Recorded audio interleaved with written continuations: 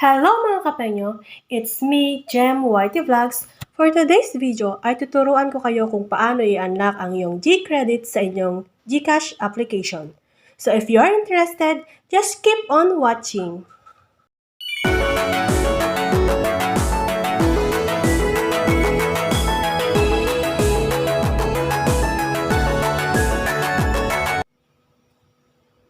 Kapag nakalagin na po tayo sa ating Gcash applications, ay makikita po natin dito sa ating home na meron po ditong nakalagay sa taas na balance at saka credit. I-tap nyo lang po itong credit.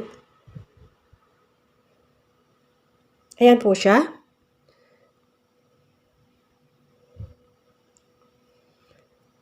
Then, tap mo po yung learn how. Ayan po, makikita nyo po ang yung Gscore. So, what is Gscore?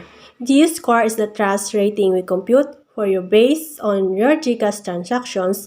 The higher Gscore rating you get, the more perks you unlock. So, ibig sabihin, nabibase sila sa ating mga transaction history. Para ma-unlock natin ang ating Gcredit, ay kailangan nating pataasan ang ating Gscore sa pamamagitan ng ating pag-cash in, pagbabayad gamit ang ating QR, pay bills, invest, at saka yung Gsave. Ano nga ba ang Gsave dito sa ating Gcash? So, mag-e-explain ako ng mabilisan lang about dito sa Gsave. So, mag-back muna tayo. Makikita nyo dito sa ating mga services ng Gcash, makikita nyo dito ang Gsave. Ayan po, tap nyo muna yan. Ito po ay yung savings account sa Gcash. Kung pwede kang mag-savings, meron po siyang interest rate na 2.60% annually. Ibig sabihin, yearly yung 2.60% niya. Oh my God! Ayan po, pwede ka po kayong mag-deposit dyan kung i-enter nyo lang po dyan kung ilan ang deposit nyo. Pwede rin po kayong mag-withdraw dyan kung may laman na yung savings account nyo. Pwede rin nyo pong i-withdraw at mapupunta yung sa inyong Gcash balance. So, ganyan lang po yung Gcash save. Sa akin, dahil hindi ko naman madalas gamitin ang aking Gcash, kaya ang aking score ay 394 pa lang. Yung iba ay meron na silang 400 plus, kaya nakaka-loan na sila sa Gcredit. Ngayon, tuturo ko sa inyo kung paano mag-loan sa Gcredit, sa Gcash. Tatry din natin kung itong aking score ay pwede na sa requirements ni Gcredit. Okay.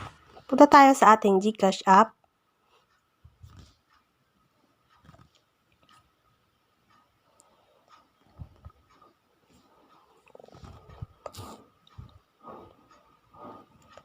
Then, maglalagin tayo. Kapag na-open na ang ating Gcash app, punta tayo sa ating profile. Dito sa baba, hanapin nyo lang. Pindutin mo yung help. Ito. Pindutin nyo lang po yung help. Ito po makikita nyo dito yung how can we help you? Chat with us. Let's go mo lang po yan. Makikita nyo po dito ang submit a ticket. Yan po ang pipindutin natin. Submit a ticket.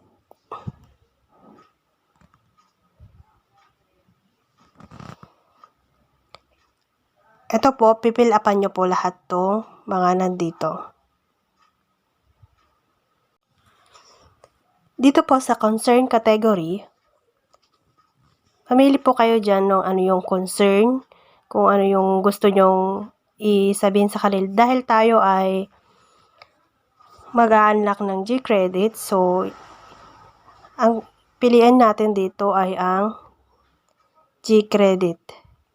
Ayan. Then, how to apply Gcredit.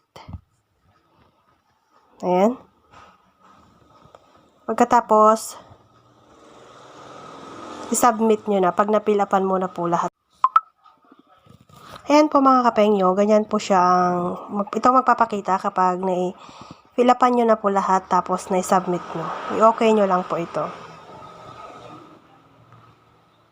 Ayan po, meron po. Solve na po yan. Ayan, meron na pong akong na-receive na Gmail. Ito mga kapengyo, ang text sa Gmail ko ng Gcash.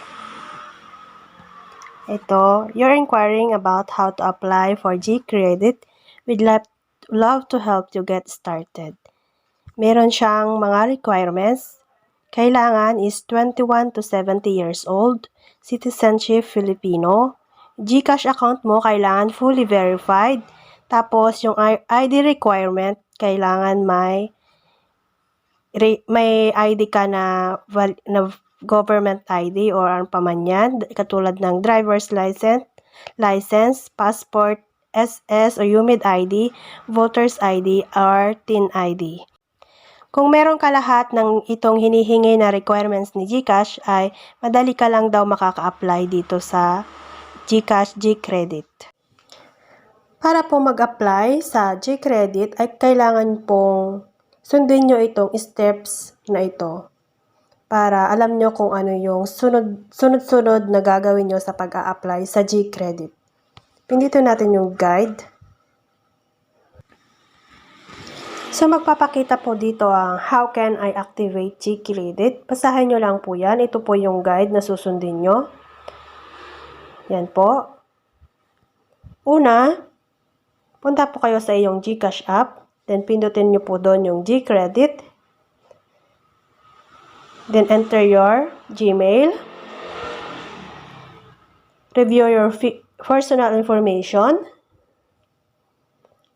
Then, your other personal details, katulad ng yung gender or your civil status. Then, your details of your emergency contact, ilagay nyo doon. At kung sino ang yung nilagay na emergency contact, yung asawa nyo ba, nanay mo ba, or sino yon. Then, review mo yung Gcredit application mo, review mo. Then, i-click mo yung submit. Then, magpapakita yon na yung Gcredit application is successful. Ayan yan po siya. So, try ko pong gawin yung guide kanina kung paano yung step by step na pag-apply sa Gcredit ng Gcash app. So, pindutin natin itong Gcredit kung pwede na nga ba ako. Ayan, so magpapakita pa rin yung ating Gscore, unlock Gcredit na nakalagay dyan. So, ibig sabihin, hindi pa ako pwede mag-apply ng loan sa Gcredit.